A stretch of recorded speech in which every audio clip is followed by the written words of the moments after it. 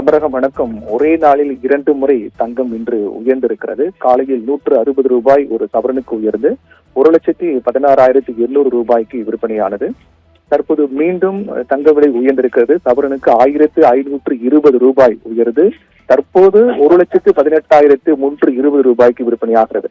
அந்த வகையில் பார்த்தோம் என்றால் இன்று ஒரே நாளில் தங்கம் சவரனுக்கு 1,680 ரூபாய் உயர்ந்திருக்கிறது. கிராமுக்கு 210 ரூபாய் உயர்ந்திருக்கிறது. வெள்ளி விலையில் மாற்றம் இல்லை.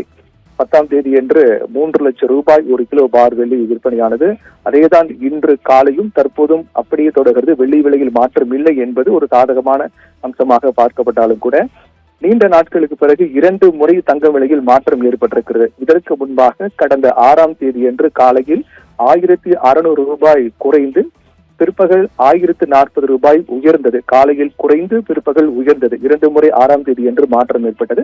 அதற்கு பிறகு விலை உயர்வதும் குறைவதுமாக இருந்த நிலையில் இன்று 2 முறை மாற்றம், அந்த 2 மாற்றம் உயர்வாக அமைந்திருக்கிறது. ஒரே நாளில் 1,680 ரூபாய் உயர்ந்திருக்கிறது.